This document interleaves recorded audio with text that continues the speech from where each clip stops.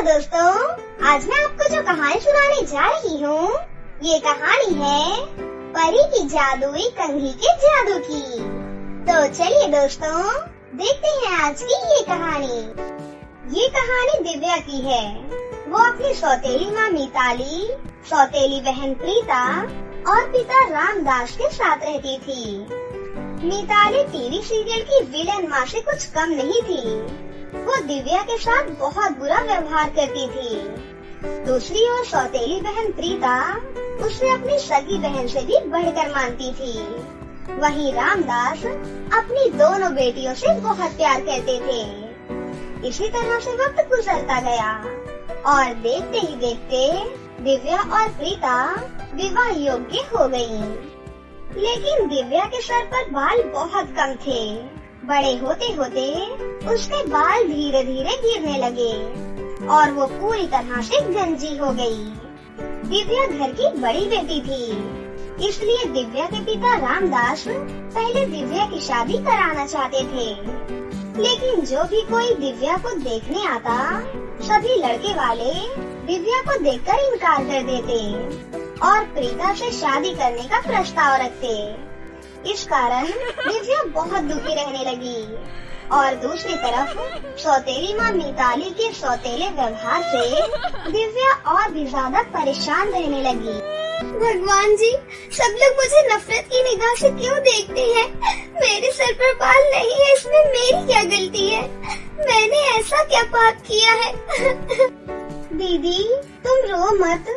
सभी लोग सिर्फ तुम्हारे चेहरे की खूबसूरती देखते हैं, तुम्हारे दिल की नहीं। तुम देखना दीदी, तुम्हारे दिल की खूबसूरती देखने वाले को भगवान एक न एक दिन जरूर भेजेंगे। इतने में वहाँ गुस्से में मिताली आई और बोली, हाँ, क्यों नहीं, कोई दूसरी दुनिया का राजकुमार आएगा तुम्हारी दीदी के लिए। बैंड बाजा बारात लेकर आएगा। सही कहा ना मैंने? आप ऐसा क्यों बोल रही हो माँ? बेचारी दीदी पहले से ही इतनी दुखी है। आप उनकी हिम्मत नहीं बढ़ा सकती? कम से कम और दुखी तो मत कीजिए। तू चुप कर, बड़ी आई दीदी की तारीफ करने वाली। बोल तो ऐसे रही है कि हिम्मत बढ़ाने से इसके सर पर बाल आ जाएंगे। मैंने तो वैसे भी बहुत बड़ी गलती कर दी इसके बाप से शादी करके। जब तक इस गंजी की शादी नहीं होती, तब तक तुझे तो कुंवारा ही रहना पड़ेगा। उसी समय रामदास कमरे में दाखिल हुआ और उसने मिताली की कही हुई सारी बातें सुन ली। ये क्या कह रही हो तुम? याद है शादी के वक्त तुमने क्या कहा था कि तुम दिव्या को अपनी सगी बेटी की तरह प्यार करोगी? मैं तुम्हारी झूठी बातों के जाल में फंस गया था, लेकिन मुझे क्या पता था कि तुमने पैसों की लालच में मुझसे शादी की है। हाँ, मैं ही तो तुम्हारे पीछे पड़ी थी शादी करने के लिए, क्योंकि तुम तो इस शहर के राजा थे ना, और तुम्हारी ये गंजी बेटी यहाँ की राजकुमारी। इसी तरह से हर दिन छोटी छोटी बातों पर झगड़ा होने लगा। फिर एक दिन अपनी सौतेली माँ की बातों से तंग आकर दिव्या घर छोड़कर चली गई। माँ, सिर्फ तुम्हारी वजह से दीदी घर छोड़कर कहीं चली गई है। अगर दीदी को कुछ हुआ न माँ, तो मैं चुप नहीं रहूंगी। मेरी बेटी होकर तुम्हें उसकी बड़ी चिंता हो रही है। वो अपनी मर्जी से घर छोड़कर गई है, क्योंकि सब उसके गंजेपन का मजाक उड़ाते थे और कोई लड़का उससे शादी भी नहीं करना चाहता, समझी? लेकिन माँ, तुमसे तो बात करना ही बेकार है। ये कहकर प्रीता अपने कमरे में रोते हुए चली गई। वहीं दूसरी ओर दिव्या रोते रोते जंगल के रास्ते से जा रही थी। तभी उसने वहाँ एक नदी देखी। वो उस नदी में कूदकर आत्महत्या करने की सोचने लगी। जैसे ही उसने आत्महत्या करने के लिए कदम आगे बढ़ाया, तभी वहाँ एक खूबसूरत सी परी प्रकट हुई। रुक जाओ बेटी, ये तुम क्या करने जा रही हो? मैं परी लोक की रानी परी हूँ। मुझे पता है तुम बहुत दुखी हो। तुम्हारे दुख का कारण तुम्हारे ये बाल हैं। तुम्हारी समस्या का समाधान मेरे पास है। मेरे पास आओ बेटी। क्या सच में मेरे बाल वापस आ जाएंगे? दिव्या की बात सुनकर रानी परी ने मुस्कुराते हुए अपना एक हाथ आगे बढ़ाया। फिर रानी परी ने अपने जादू से एक लकड़ी की बनी हुई कंघी प्रकट की और दिव्या से कहा, ये लो बेटी, ये कोई मामूली कंघी नहीं है, ये जादुई कंघी है। इससे तुम जहाँ भी कंघी करोगी वहाँ बहुत घने और खूबसूरत बाल आ जाएंगे।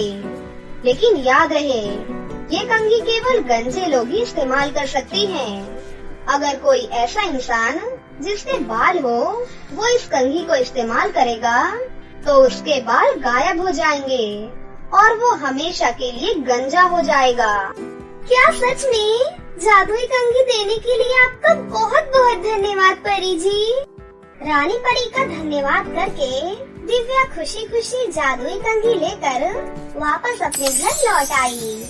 दिव्या को वापस आता देख उसकी सौतेली माँ मिताली ने गुस्से से अपना मुंह फेर लिया। वहीं दिव्या चुपचाप अपने कमरे के अंदर चली गई और आईने के सामने खड़े होकर जादुई कंघी से अपने सर पर एक बार कंघी करने लगी। कंघी करते ही उसके सर पर बहुत लंबे और घने काले बाल आ गए, जिसे देखकर दिव्या खुशी से झूम झूम कर नाचने लगी। दिव्या से रहा नहीं गया और वो अपने सुंदर बाल दिखाने फटाफट से प्रीता के कमरे में चली गई। तभी मिताली चुपके से दिव्या के कमरे में आती है और वहाँ रखी लकड़ी की कंघी को देखने लगती है। गंजी के सर पर तो बाल नहीं है, फिर इस गंजी को कंघी की क्या जरूरत है? वैसे ये कंघी तो दिखने में बहुत खूबसूरत लग रही है, क्यों ना इस कंघी को मैं ही रख लेती हूँ। तभी अचानक से मिताली को याद आता है कि उसने तो आज अपने बाल कंघी नहीं किए हैं। हाय राम, आज तो मैं बाल कंघी करना ही भूल गई। चलो एक काम करती हूँ, इसी कंघी से कर लेती हूँ। ये कहते हुए मिताली उसी जादुई कंघी से अपने सर पर कंघी करने लगती है कि तभी, अरे वाह, इस कंघी से बाल कंघी करने पर तो बाल बहुत खूबसूरत लग रहे हैं। लेकिन कुछ ही देर बाद मिताली के बालों में जोरों से खुजली होने लगी। तभी उसके सर के सारे बाल गायब हो गए। अरे ये क्या हो गया? मेरे सर के सारे बाल कहाँ गायब हो गए? कहीं ये कंघी भूतिया तो नहीं? ये कहते हुए मिताली ने उस कंघी को दूर फेंक दिया और जोर जोर से रोने लगी। रोने की आवाज सुनकर दिव्या और प्रीता जल्दी से वहाँ आ पहुँची और मिताली को देखकर दोनों डर गयी। तभी दिव्या कहती है, माँ, ये आपके सर के बाल कहाँ गायब हो गए? मुझे पता नहीं, मेरे सर के बाल कैसे गायब हो गए। अब मैं बाहर कैसे जाऊंगी? लोग मुझे देखकर बहुत हंसेंगे। भगवान ने आपको आपके कर्मों की सजा दी है माँ। इतने दिनों तक आप दीदी को उसके गंजेपन के लिए ताने मारती थी ना, अब आपकी बारी है। अब आपको पता चलेगा कि दर्द क्या होता है। हे भगवान, अब मैं क्या करूँ? ये कहकर मिताली सर पकड़कर बैठ गई। जादुई कंघी की वजह से दिव्या के लिए एक बहुत ही अच्छा रिश्ता आया और कुछ ही दिनों बाद दिव्या की शादी बड़े ही धूमधाम से हो गई और सब खुशी खुशी अपना जीवन बिताने लगे, सिवाय मिताली के। इसीलिए कहते हैं ना, कभी किसी का मजाक नहीं उड़ाना चाहिए। केशवपुर नाम के एक गांव में आलिया नाम की एक लड़की रहा करती थी। आलिया बहुत गरीब थी, वो किसी तरह से अपना खर्च चलाती थी। फिर एक दिन आलिया जब काम की तलाश में कहीं जा रही थी, तभी उसे रास्ते में एक सोने से भरी पोटली दिखाई देती है। उस पोटली में ढेर सारे सोने के सिक्के थे। ये देखकर आलिया बिल्कुल हैरान रह जाती है। फिर आलिया कहती है, अरे इतने सारे सोने के सिक्के किसके हो सकते हैं? यहाँ तो कोई दिखाई ही नहीं दे रहा है। मैं यहीं पर रुककर इंतजार करती हूँ। ये पैसे जिसके भी होंगे वो उसे वापस लेने जरूर आएगा और मैं उन्हें वापस कर दूंगी। आलिया उन सोने के सिक्कों को देने के लिए उस व्यक्ति का इंतजार करने लगती है जिसकी ये पोटली होती है। आलिया वहीं शाम तक इंतजार करती है लेकिन वहाँ पर कोई भी नहीं आता है। फिर आलिया कहती है, अब मैं क्या करूँ? ये पोटली किसकी हो सकती है? मैं ये पोटली किसे दूँ? मैं एक काम करती हूँ, मैं इन सोने के सिक्कों को यहीं पर रख कर घर चली जाती हूँ। ये सिक्के जिसके भी होंगे वो आएगा और अपने सिक्के लेकर चला जाएगा। आलिया गरीब तो थी लेकिन आलिया लालची नहीं थी। आलिया एक बहुत ही अच्छी और ईमानदार लड़की थी, इसलिए आलिया उस सोने के सिक्के की पोटली को जमीन पर रख कर घर जाने लगती है। आलिया जैसे ही जाने वाली होती है तभी उस पोटली में से एक परी प्रकट होती है और आलिया से बोलती है, आलिया तुम एक बहुत ही अच्छी और ईमानदार लड़की हो। अगर तुम चाहती तो इस पोटली को अपने पास रख सकती थी, लेकिन तुमने ऐसा बिल्कुल नहीं किया। आलिया मैं जानती हूँ कि तुम बहुत ही गरीब हो, लेकिन मैं तुम्हारे अंदर की छुपी हुई सच्चाई को देखना चाहती थी।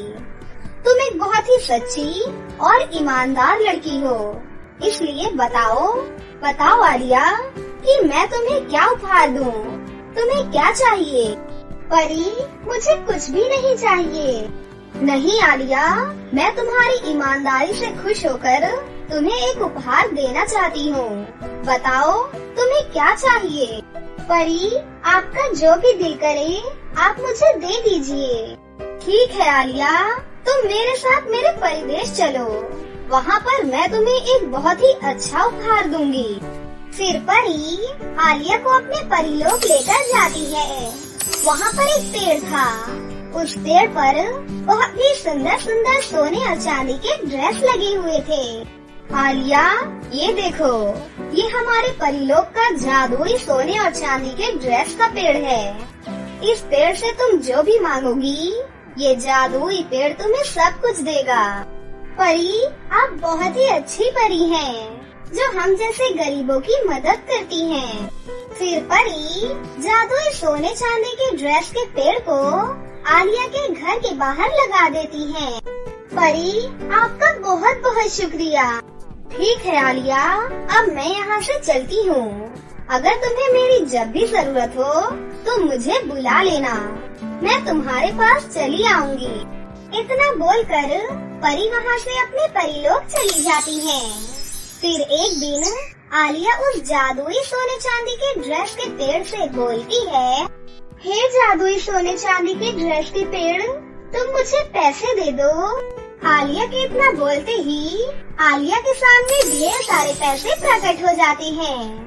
आलिया ये सब देखकर बहुत ही ज्यादा खुश हो जाती है। फिर उन पैसों से आलिया एक दुकान खरीदती है। फिर आलिया उन पैसों से एक बहुत ही बड़ी कपड़ों की दुकान खोलती है। कपड़ों की दुकान से आलिया की बहुत ही अच्छी कमाई होने लगती है। फिर आलिया जादुई पेड़ से सोने चांदी की ड्रेस मांगती है और उन ड्रेसेस को दुकान में बेच दिया करती थी। इस वजह से आलिया को बहुत ही अच्छा पैसा मिलने लगा था। देखते ही देखते आलिया बहुत ही बड़ा घर बनवा लेती है। जादुई सोने चांदी के ड्रेस के पेड़ की वजह से आलिया बहुत ही अमीर बन चुकी थी।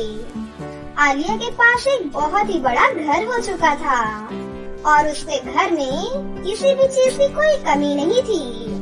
आलिया पहले से बहुत ही खुशहाल जीवन जीने लगती है, लेकिन उसके गांव में रहने वाली रिया से उसकी खुशी देखी नहीं जाती। रिया को कहीं से पता चल जाता है कि आलिया के पास एक जादुई सोने चांदी के ड्रेस का पेड़ है। तब से रिया उस जादुई सोने चांदी के ड्रेस के पेड़ को चुराने के लिए सोचने लगती है। अगर मैं आलिया के जादुई सोने चांदी के ड्रेस के पेड़ को चुरा लूंगी तो आलिया फिर से पहले जैसी गरीब बन जाएगी। फिर वो जादुई सोने चांदी के ड्रेस का पेड़ मेरे पास होगा। मैं उस जादुई सोने चांदी के ड्रेस के पेड़ से ढेर सारे पैसे और गहने मांगूंगी। फिर मैं उस आलिया से भी बहुत ज्यादा अमीर बन जाऊंगी।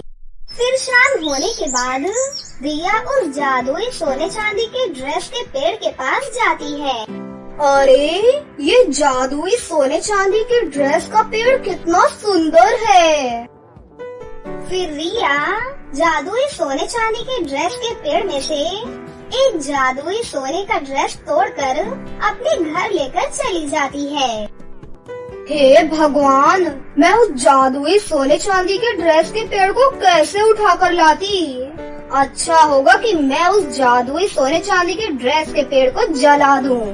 जादुई ड्रेस के पेड़ पर कितने अच्छे अच्छे सोने चांदी के ड्रेस उगते हैं। जादुई सोने चांदी के ड्रेस का पेड़ मेरे घर तो नहीं आ सकता है, तो मैं उस जादुई सोने चांदी के ड्रेस के पेड़ को ही जला दूंगी, जिससे आलिया फिर से गरीब बन जाएगी।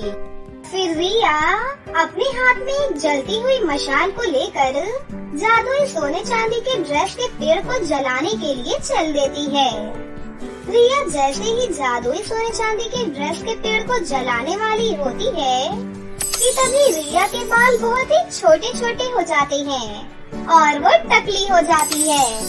अरे इस जादुई ड्रेस के पेड़ ने तो मेरे बाल ही काट दिए। अब मैं बहुत ही बदसूरत दिख रही हूँ। अरे मैं टकली कैसे हो गई? अब मैं क्या करूँ? अगर मैं जादुई पेड़ के पास थोड़ी देर और रुकी तो ये तो मेरी जान ही ले लेगा। इसलिए अच्छा यही होगा कि मैं यहाँ से रफू चक्कर हो जाती हूँ। इतना बोलकर रिया वहाँ से अपने घर की तरफ भाग जाती है। फिर रिया को अपनी गलती का एहसास होता है और रिया हमेशा के लिए सुधर जाती है। फिर उस दिन के बाद से रिया कभी भी किसी को परेशान नहीं करती है। फिर रिया आलिया से भी अपनी गलती की माफी मांगती है और आलिया रिया को माफ कर देती है। जादुई सोने चांदी के ड्रेस के पेड़ की वजह से आलिया का पूरा जीवन ही बदल जाता है। फिर आलिया एक खुशहाल जीवन जीने लगती है। एक गांव में रिया अपने माता पिता के साथ रहती थी। उसके पिता का शहर में एक बहुत बड़ा बिजनेस था। घर में किसी प्रकार की कोई कमी नहीं थी, लेकिन उसकी माँ गौरी की तबीयत अक्सर खराब रहा करती थी। सुनो, मेरे साथ चलो, मैं तुम्हें शहर में एक बड़े अस्पताल में दिखाता हूँ। वहाँ तुम बिल्कुल ठीक हो जाओगी। नहीं नहीं, अब मैं ठीक नहीं हो पाऊंगी जी। मेरी बीमारी बहुत ज्यादा बढ़ गई है। मैं जल्द ही इस दुनिया को छोड़ने वाली हूँ। आप बस मुझसे वादा कीजिए कि मेरी बेटी को किसी तरह की कोई कमी नहीं होने दोगे। तुम बिल्कुल चिंता मत करो, रिया मेरी भी बेटी है और मैं अपनी बेटी को किसी भी प्रकार की कोई कमी नहीं होने दूंगा। तुम बस मेरे साथ चलो। रिया के पिता प्रीतम अपनी पत्नी गौरी को शहर में एक बड़े अस्पताल में ले जाते हैं। डॉक्टर वहाँ उनका चेकअप करते हैं। सुनिए मिस्टर, हमने आपकी पत्नी की सारी रिपोर्ट से तय किया है कि उन्हें ब्लड कैंसर हो चुका है। उनको बचाना बहुत मुश्किल है। उनके पास जितने भी दिन बचे हैं उन्हें हंसी खुशी जीने दीजिए। ये आप कैसी बातें कर रहे हैं डॉक्टर? मेरी पत्नी को बचा लीजिए। आप जितने पैसे मांगेंगे मैं देने के लिए तैयार हूँ। आप बस मेरी बीवी को बचा लीजिए। सुनिए, मेरे बहुत अच्छे दोस्त हैं आप, इसीलिए मैं आपसे झूठ नहीं बोलूँगा। आप अपनी पत्नी को किसी भी अस्पताल में ले जाइए, लेकिन ये ठीक नहीं हो पाएंगी। भलाई इसी में है कि इन्हें अपने परिवार के साथ हंसी खुशी जीने दीजिए। इतना कहकर डॉक्टर वहाँ से चले जाते हैं। आप क्यों इतनी चिंता कर रहे हैं मेरी? मैंने आपसे कहा था ना, मेरे पास ज्यादा समय नहीं बचा है। मुझे अपने परिवार के साथ समय बिताने दीजिए। मुझे घर ले चलिए जी। उसके बाद प्रीतम अपनी पत्नी को अपने घर ले आता है। कुछ दिनों बाद गौरी की मृत्यु हो जाती है। रिया और उसके पिता दोनों उसकी मृत्यु के बाद पूरी तरह से टूट जाते हैं। अब प्रीतम अपना काम छोड़कर अपनी बेटी की परवरिश में लग जाता है। एक दिन उसकी कंपनी का मैनेजर प्रीतम के पास आता है और कहता है, मुझे आपसे कुछ जरूरी बात करनी है। आपको तो पता है ना, आजकल आप काम पर ध्यान नहीं दे रहे हैं, जिसकी वजह से हमारी कंपनी को बहुत नुकसान हो रहा है। आप अभी के अभी मेरे साथ शहर चलिए और अपनी कंपनी पर ध्यान दीजिए। ये आप कैसी बातें कर रहे हैं? मैंने आपको कंपनी में किस लिए रखा है? आप कंपनी खुद चलाइए, उस पर ध्यान दीजिए। मैं अपनी बेटी को अकेला छोड़कर शहर नहीं जा पाऊंगा। घर में उसका ख्याल रखने वाला कोई भी नहीं है। सर, आपके बिना हमें कोई भी कॉन्ट्रैक्ट देने के लिए तैयार ही नहीं है। मैं सिर्फ कंपनी देख सकता हूँ, लेकिन जब तक हमें कॉन्ट्रैक्ट नहीं मिलेंगे तब तक कंपनी कैसे चलेगी सर? ये सारी बातें रिया सुन लेती है और कहती है, पिताजी, अंकल बिल्कुल सही बोल रही हैं। आप अपने काम पर ध्यान दीजिए। मैं अपना ख्याल खुद रख लूंगी पिताजी। लेकिन बेटा, मैं तुम्हें अकेला छोड़कर नहीं जा सकता। मुझे तुम्हारी बहुत चिंता होती है। अगर तुम्हें कुछ हो गया तो मैं जिंदा नहीं रह पाऊंगा बेटी। सर, आप बुरा न माने तो एक बात कहूँ? जी मैनेजर, कहिए। मुझे लगता है आपको दूसरी शादी कर लेनी चाहिए। इससे आपकी सारी समस्याएं भी दूर हो जाएंगी और गुड़िया रानी को उनकी माँ भी मिल जाएंगी। मेरी नजर में एक लड़की है, आप कहे तो मैं उनसे बात करूं। मैनेजर की ये बात सुनकर प्रीतम खुश हो जाता है। आप बिल्कुल सही बोल रहे हैं। मैं अपनी बेटी का अच्छे से ख्याल नहीं रख पा रहा हूँ। अगर इसकी माँ आ जाएंगी तो मैं अपने काम पर भी ध्यान दे पाऊंगा। आप एक काम कीजिए, बात को आगे बढ़ाइए। फिर कुछ दिनों बाद प्रीतम की शादी रानी नाम की एक औरत से हो जाती है। उसका पहले से ही एक बेटा था। वो शुरू में रिया के साथ बहुत अच्छा व्यवहार करती थी, लेकिन जैसे ही प्रीतम अपने काम के लिए शहर जाता है, वो रिया के साथ बहुत गलत व्यवहार करती थी। सुन लड़की, बहुत हो गया तेरा लाड प्यार। अब चुपचाप ये राजकुमारियों वाले कपड़े बदल और नौकरानियों वाले पुराने कपड़े पहन और अपने घर के काम में लग जा। ये आप कैसी बातें कर रही हैं माँ? आप मेरे साथ ऐसा क्यों कर रही हैं? क्या मुझसे कोई गलती हुई है? मैं तेरी कोई माँ नहीं हूँ, समझी? तेरी माँ मर चुकी है। मैं बस अपने बेटे बिट्टू की माँ हूँ। मैंने तेरे बाप से शादी सिर्फ पैसों के लिए की है, समझ आई तेरे? झाड़ू उठा और सफाई में लग जा, नहीं तो तुझे घर से बाहर फेंक दूंगी। रिया बेचारी घर के काम में लग जाती है। दोनों माँ और बेटा उसके साथ बहुत गलत व्यवहार करते थे। बात बात पर उसकी खूब पिटाई करते थे। माँ, आज मेरा ताजे ताजे फल खाने का मन हो रहा है। आप मेरे लिए ताजे ताजे फल ले आइए ना। हाँ बेटा, क्यों नहीं। सुनकर मोही, बाजार जाकर मेरे राजकुमार बेटे के लिए ताजे ताजे फल लेकर आ। अरे माँ, पास वाले जंगल में बहुत स्वादिष्ट और मीठे फल लगे हुए हैं। आप इसे बाजार क्यों भेज रही हो? इस चुड़ैल को जंगल भेजो और इससे कहो फ्री में लेकर आएगी। हाय राम, कितना समझदार है तू। बिल्कुल अपनी माँ पर गया है। सुन मनहूस, टोकरी उठा जल्दी और जंगल से मीठे मीठे फल तोड़ कर ला। लेकिन माँ, थोड़ी देर में रात होने वाली है। जंगल में बहुत सारे जंगली जानवर रहते हैं। मैं कल सुबह होते ही ले आऊंगी माँ। मैंने तुझसे सलाह नहीं मांगी, तुझे आदेश दिया है। मेरे प्यारे बेटे को फल खाने का मन है, इसीलिए अभी के अभी फल लेकर आ, नहीं तो घर में वापस मत आना। निकल यहाँ से। रिया की सौतेली माँ धक्के मारकर उसे घर से बाहर कर देती है। रिया बेचारी जंगल में फल तोड़ने के लिए चली जाती है। जंगल पहुँचते ही धीरे धीरे अंधेरा बढ़ने लग जाता है और जंगली जानवरों की आवाज आने लगती है। ये देखकर रिया डर जाती है। मेरी सौतेली माँ तो बहुत दुष्ट और पत्थर दिल की औरत है। मुझे यहाँ पर उन्होंने मरने के लिए भेज दिया है। पता नहीं आज मेरा क्या होगा। माँ, आप जहाँ कहीं भी हैं, मुझे देख रही हैं, मेरी मदद करो माँ, मेरी मदद करो। तभी वहाँ पर एक शेर आ जाता है। इसे देखकर रिया डर जाती है। हाँ, शेर, हे भगवान, मुझे बचाओ, कोई मुझे बचाओ, कोई तो बचाओ मुझे। तभी वहाँ पर उसकी माँ प्रकट होती है और वो अपने जादू से शेर को वहाँ से भगा देती है। माँ, आप कहाँ चली गई हो माँ? देखो ना माँ, आपके बिना मेरी क्या हालत हो गई है। घर पर सौतेली माँ मुझे बिल्कुल भी प्यार नहीं करती माँ, मेरे ऊपर बहुत अत्याचार करती है। पिताजी भी मुझे छोड़कर शहर चले जाते हैं माँ। मैं सब जानती हूँ बेटी, तुम्हारे साथ जो कुछ भी हो रहा है वो मैं सब कुछ देख रही हूँ, तभी तुम्हारी मदद के लिए यहाँ पर आई हूँ। अब तुम्हें परेशान होने की कोई जरूरत नहीं है बेटी। उसके बाद उसकी माँ एक जादुई गाउन प्रकट करती है और कहती है, बेटा ये एक जादुई गाउन है, ये तुम्हारी सारी समस्याएं दूर करेगा और तुम्हारी सौतेली माँ और उसके बेटे को सबक जरूर सिखाएगा। अब तुम यहाँ से घर लौट जाओ बेटी।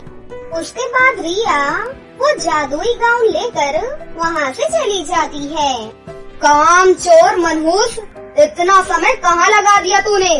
मेरा लाडला बेटा कब से फलों का इंतजार कर रहा है। और महारानी इतने सुंदर कपड़े कहाँ से लाई तू? जल्दी से निकाल और मुझे ला कर दे ये कपड़े। अगर आपके बेटे को फल चाहिए तो इसे बोलिए कि मैं इसकी कोई नौकरानी नहीं हूँ। और रही बात इस गाउन की, तो ये कपड़े आपको कभी नहीं मिलेंगे। देखो तो माँ कैसे जुबान चला रही है, इसको खूब पीटो तो इसकी सारी अकड़ निकल जाएगी। उसके बाद रिया की सौतेली माँ उसे मारने के लिए जैसे ही आगे बढ़ती है, तभी हे जादुई गाउन, मेरी रक्षा करो और इन्हें सबक सिखाओ। तभी जादुई गाउन से एक तेज रोशनी बाहर निकलती है और दोनों माँ बेटे को उल्टा लटका देती है। और एक चुड़ैल, क्या मंत्र फूंक कर आई है? एक बार नीचे उतार मुझे, फिर देख मैं तेरी अकड़ ठिकाने लगाती हूँ। आने दे तेरे बाप को, तुझे धक्के मार कर घर से बाहर करवा दूंगी। तभी वहाँ पर उसके पिता प्रीतम आ जाते हैं और वो सारी बातें सुन लेते हैं। देखिए पिताजी, आपके जाने के बाद ये दोनों मेरे साथ कैसा व्यवहार करते हैं। मुझे माफ कर दो बेटा, मैंने तुम्हारे लिए इस दुष्ट औरत से शादी की। मुझे नहीं पता था कि ये तुम्हारे साथ ऐसा व्यवहार करेगी। दुष्ट औरत, अपने बेटे को लेकर यहाँ से दफा हो जा और कल तुझे डिवोर्स पेपर मिल जाएंगे। उसके बाद प्रीतम दोनों माँ बेटे को घर से बाहर कर देता है और खुशी खुशी अपनी बेटी के साथ रहने लगता है। तो दोस्तों, कैसी लगी आपको हमारी ये कहानी? अगर आपको हमारी कहानी अच्छी लगी हो तो इसे जरूर लाइक करें, साथ ही हमारे चैनल को सब्सक्राइब भी कर लें और बेल आइकन को दबाना ना भूलें। मिलते हैं अगली वीडियो में। धन्यवाद।